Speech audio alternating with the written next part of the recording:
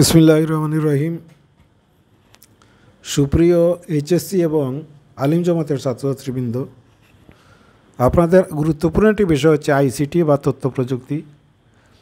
এই বিষয়টির দ্বিতীয় অধ্যায়ে সাধারণত সৃজনশীল প্রশ্ন দুইটা থেকে থাকে। প্রত্যেকটা বোর্ডের মধ্যে দুইটা করে প্রশ্ন থাকে। তো প্রথম প্রশ্ন, সৃজনশীল প্রশ্নটা কী হতে পারে সেটা আমি আপনাদের সামনে উপস্থাপন করেছি।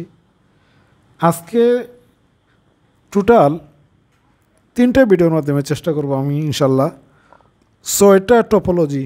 আপনারা জানেন আপনাদের বইয়ের মধ্যে টোপোলজি আছে 6টা। প্রতিটা ভিডিওর মধ্যে 2টা করে টোপোলজি উপস্থাপন করব। 6টা টোপোলজি থেকে প্রত্যেক বছর অবশ্যই 2টা প্রশ্ন করে থাকে। তো আমি আর কথা বাড়াচ্ছি না। যদি টোপোলজিগুলো আপনারা ভালোভাবে, এই যে চিত্র দিয়েছি, চিত্র অনেক সময় চিত্র দেওয়া থাকে, চিত্র থেকে আপনি বুঝে নেবেন যে এটা কোন টোপোলজি এসেছে। তো আমি দীর্ঘায়িত করছি না, সরাসরি টোপোলজি চেনার পরে উত্তরে কী লিখবেন শুধুমাত্র সেটাই আপনাদের সামনে পড়ে শোনাবো। আর যেহেতু আমার লেখাটা, হাতের লেখাটা ছোটো, এই জন্য আপনারা নিজ হাতে এটা করে নেবেন, তৈরি করে নেবেন, লিখে নেবেন। তো টোপোলজির প্রথম প্রশ্নটি হচ্ছে, বাস টোপোলজি ব্যাখ্যা করো এবং এর সুবিধা ও অসুবিধা আলোচনা করো। তো এখানেও মূলত প্রশ্ন 3টা। সুবিধা অসুবিধা সাধারণত পরীক্ষার মধ্যে আসে না। এখন যদি এসে যায় তাহলে তো আপনি কোনো কিছু করতে পারবেন না। এই জন্য আমি সুবিধা এবং অসুবিধা প্রশ্নের পিছনে লিখে দিয়েছি। দয়া করে আপনারা এগুলো একটু পড়ে নেবেন।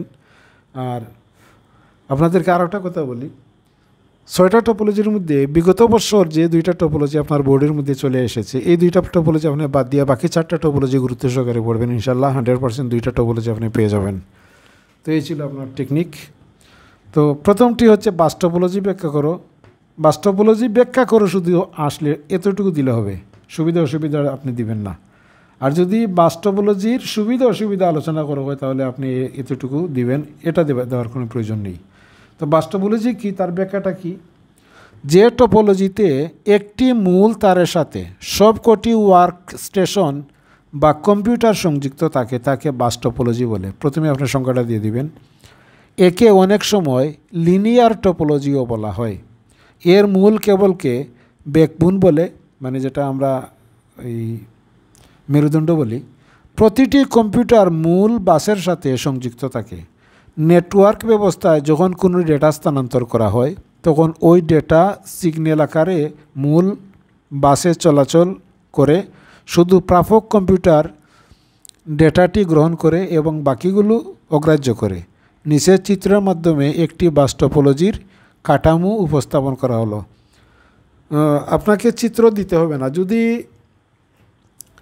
উদ্দীপকে চিত্র দিয়ে দেয় তাহলে আপনাকে চিত্র দেওয়ার কোনো প্রয়োজন নাই। কিন্তু যদি না দেয় তাহলে আপনি এখান থেকে 4টা চিত্র দিয়েছে, 5টা চিত্র দিয়েছে, 5টার যে কোনো একটা চিত্র আপনি দিয়ে দিবেন উদাহরণ হিসাবে। তো এই ছিল বাস টোপোলজির আলোচনা।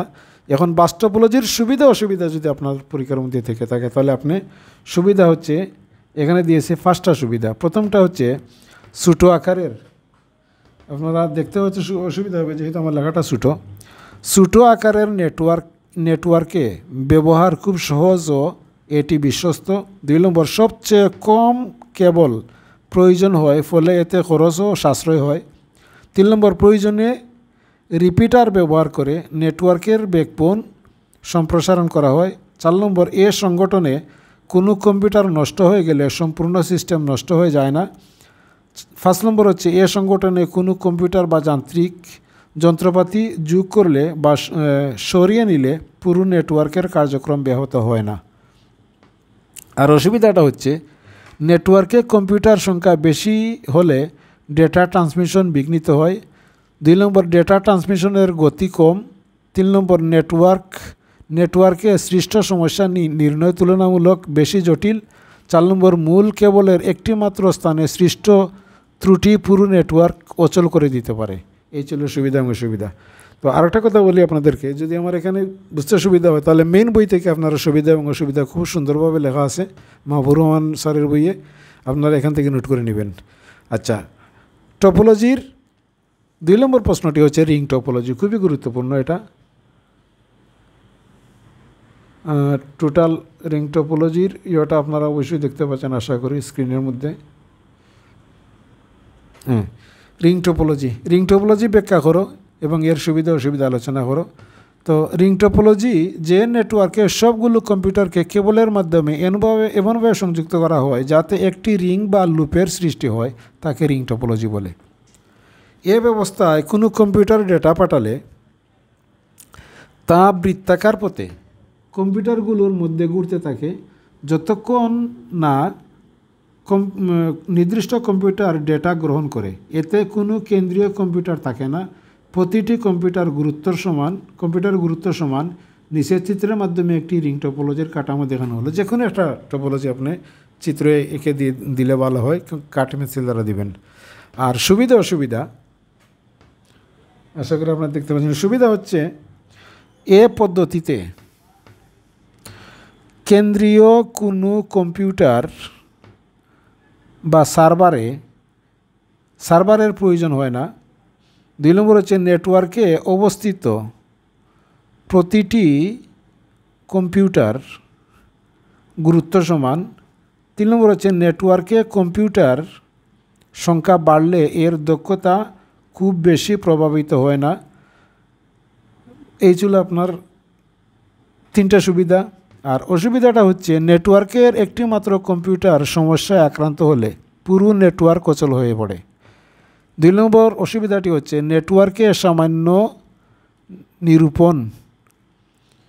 সমস্যা নিরূপণ বেশ জটিল।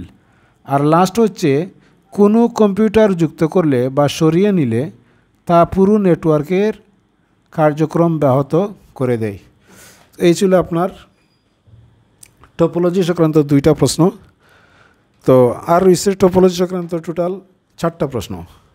আজকে দিলাম আপনাদেরকে বাস টোপোলজি এবং রিং টোপোলজি। তো আমি আবারও বলছি, সুবিধা অসুবিধাটা সাধারণত পরীক্ষার মধ্যে তেমন একটা আসে না। বেশিরভাগ ক্ষেত্রেই বাস টোপোলজি ব্যাখ্যা করো এবং খুব বেশি দেখেছি আমি এভাবে চিত্র দেওয়া থাকে। এই যে চিত্রগুলো দিয়েছি, এই চিত্রগুলো আপনাদের মেমোরিতে রাখবেন। আপনি চিত্র দেখে চিনে নেবেন যে এটা বাস টোপোলজি নাকি এটা রিং টোপোলজি না মেশ টোপোলজি না স্টার টোপোলজি। মানে আপনি চিত্র দেখতে হবে। আমি প্রত্যেকটা প্রশ্নে মেন বই থেকে চিত্রগুলো কালেক্ট করেছি। আর এই চিত্রগুলো আপনিও দেখবেন বিভিন্ন বোর্ড পরীক্ষার মধ্যে উদ্দীপকের চিত্রগুলো ব্যবহার করেছে। চিত্র দেখে আপনি বুঝে নেবেন যে এটা কোন টোপোলজি। তো আজ এ পর্যন্তই। যদি ভিডিওটি ভালো লাগে তো অবশ্যই চ্যানেলটি সাবস্ক্রাইব করবেন, বেল আইকনটা অন করে রাখবেন যাতে ভিডিও ছাড়ার সাথে সাথে আপনাদের কাছে নোটিফিকেশন চলে যায়। আর কথা বাড়াবো না, আগামী ভিডিও দেখার আমন্ত্রণ জানিয়ে আজকের মতো এখানে বিদায় নিচ্ছি। আল্লাহ হাফিজ। আসসালামু আলাইকুম রহমতুল্লাহ।